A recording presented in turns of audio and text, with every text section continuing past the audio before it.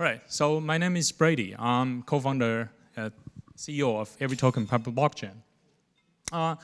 So it is good for Caroline to invite me here because I see a huge link between myself and Berlin. I live in Shanghai, but every time I came to Berlin, there's no jet lag for me at all. I slept so well in the last 2 nights, better than I do in Shanghai. So I feel I'm a Berliner, really. So another thing I see in Berlin is that we see huge crypto crowds in Berlin, much more than any parts in Europe. People are so passionate about cryptos, blockchain in general. Why? So there's one day, I met a guy who's doing crypto in Shanghai. He's actually from Berlin originally. So I was asking, hey, Michael, why do you come to Shanghai? He said, my parents always want me to go work for Siemens. Sorry, I know the CEO talk here, right? I don't want to work for Siemens, so old-fashioned.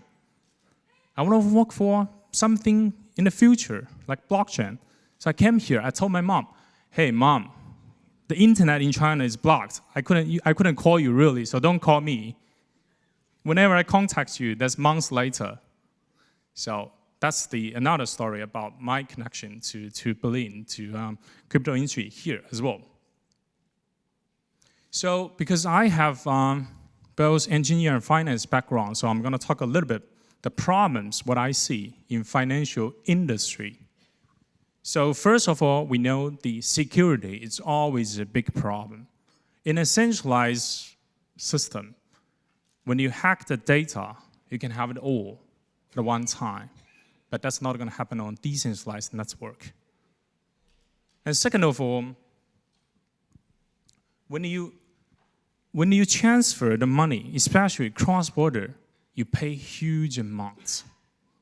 We have community member based in New York. So one day, I'm trying to transfer only $200 to him, but it cost me how much? Can you guess? What did you say? 50, yes. $50 on each transaction. That's ridiculous. Third but not least, it's not only expensive, but also takes a long time. Same transfer, it took 5 days. And I asked him, hey, Jerry, did you get the payment? He said, no. Oh, I checked my bank, went through. Where is it? Both of us couldn't find it. I can tell you, probably sitting in Swift. That's what happens today. I don't believe it's 2019. That's the financial system we are having today. So in the last financial crisis, I was a student. I was a summer intern in New York City, in Wall Street. One of my most desired jobs would be a German company. Which one? Deutsche Bank. That was the best one at that time. Deutsche Bank was so aggressive during the last financial crisis. Really. If you were in Wall Street, you would know it. So I actually didn't notice Deutsche Bank for quite a long time because I quit banking job and I did several startups. At that time, I can clearly remember Deutsche Bank was a company with a great bank, with a market cap of 150 billion USD, roughly, 13 years ago. But a couple of days ago, I checked again. It's 20. It's 20. It lost much of its market cap already. Why? It's very simple. The technology in the past has shifted the financial industry so much. Look at all the top market cap. 10 years ago, it's all banks. But today, it's more technology company. Amazon, Google, Facebook, Alibaba, Tencent in China. Right? There's a company called Wirecard I never heard of 10 years ago. Surpassed Commerzbank, soon Deutsche Bank, in terms of market cap, with only 6,000 people. Deutsche Bank employs 100K employees worldwide. It's not innovative anymore. It's more label intense, I would say. Go beyond Wirecard. There's another company. It's not a company. It's called Bitcoin. It's a community. How many employees does it have? Probably like 0. No full-time employees. 100 billion market cap as of today. Selvin mentioned before in the white paper saying peer-to-peer electronic cash system. So now you can transfer value, you can transfer money peer-to-peer without Deutsche Bank, without any other bank. So if I can transfer money, I can transfer value peer-to-peer, why do I need to do this through an intermediary of 100K employees? How could they make a living? They make money from my transactions. That's why it's so expensive. And it's actually a long process. When I make the transfer, it goes from my local branch, headquarters, National Settlement Center, SWIFT, the other way. Go through so many intermediaries, makes low efficiency, make high cost, right? So, but with the crypto investment, crypto payment, you don't have all this. It's all peer-to-peer. But the question would be, how can you trust such a decentralized network to transfer value without intermediary? Why do we trust the bank? Maybe because they rented the most expensive buildings in the city center. That's why we trust them, right? Or they have a regulator behind that. But does that mean they don't fair? No, not at all. In the last financial crisis, so many banks failed, including Deutsche Bank, right? So it doesn't mean anything, even you have a regulator sitting behind. And talking about the cryptocurrencies, it's not only about Bitcoin. Bitcoin is just the first one of this. We have a lot of coins, but how do we differentiate among these coins? So first of all, through different consensus algorithm, Bitcoin is using POW, proof of work. So you have lots of mining machines. But because it's not very eco-friendly today, people are kind of anti-POW.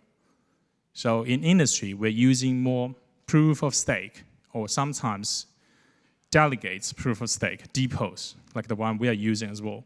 So it doesn't need any mining machine. It's more eco-friendly. But sometimes people criticize it's a little bit more centralized than Bitcoin. So it's a trade-off. I'm not going to deny anything. It's a trade-off. Second of all, the different cryptocurrencies have different level of anonymity.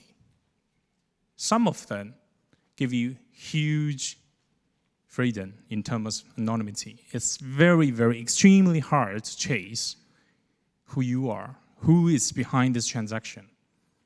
While Bitcoin is not, it's actually half. So if you know how to do the data analytics, you can chase the people who send Bitcoin. Needs a little bit more work. Third, but not least, is about the transaction capacity or scalability. That's what we call in the industry. So Bitcoin, it's good. It gives us a mobile private bank, but it's very slow. It's deal with 6 transactions per second worldwide. But do we know how many transactions are dealing with by Visa network today? Do you know? No. Transaction per second. No idea? Oh, sorry. So it's about 4,000 to 6,000 transactions per second on Visa or Alipay network. So Bitcoin is actually far from there. So that's why we need to solve the scalability problem. Otherwise, Bitcoin is only for very large amount transactions. Say, if I transfer 1 million to you, I can wait 1 hour, that's no problem. But what if I want to make micro payments, right?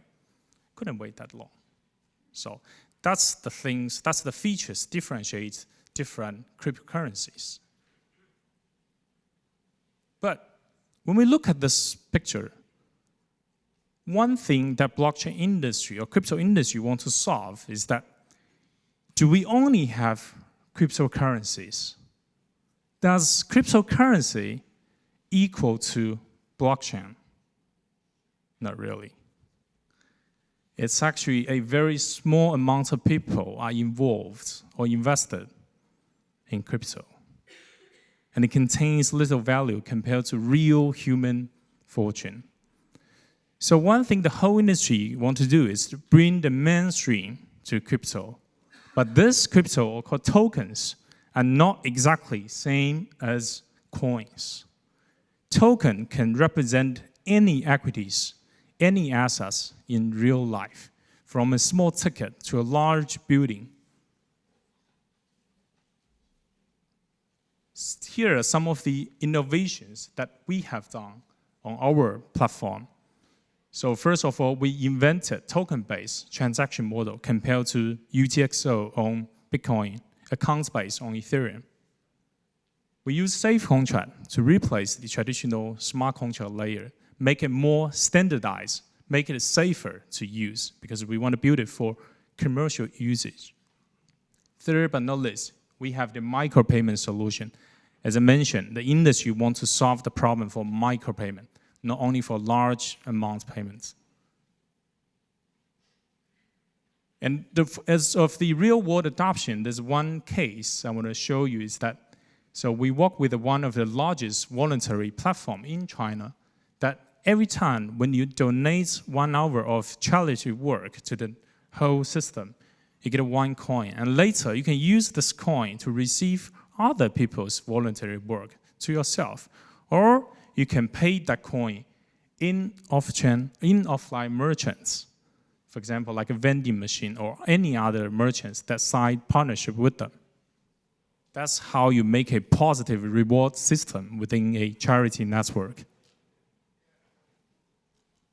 And we have been talking about the cryptocurrencies, but one problem is that the price of cryptocurrency is so fluctuating. So when we talk about the Bitcoin now, probably it's going down already in 2 minutes by sometimes 10 to 20%. How can people use that for daily usage or micropayments? So that's why we have the stable coin, which is pegged to fiat 1-to-1. But on the back end, it's cryptocurrency. On the front end, it's 1-to-1 pegged to, say, USD or euros. So people can use that for normal usage. So there's one case, our Malaysian partner issued 500 million stablecoin in their life. So for 2 reasons. First of all, to serve the people who are unbanked. As of today, 2.6 billion are unbanked. Most of them living in Southeast Asia, Middle East, Africa, Latin America. So you guys are very happy. You have bank accounts. Second, even for the people who have bank accounts in these regions, they pay extremely high visa fees, sometimes up to 5% on the transactions, which I think is a rip-off. So now they can use this system at a very, very low cost, frictional cost. So on our system, each transaction only charge you $0.0000406 per transaction. That saves a lot of people out there. Yep, so I'm not gonna go over the detail later, so because of limited time, I know you are coming. But if you guys are interested, please connect me either on LinkedIn or WeChat. Thank you.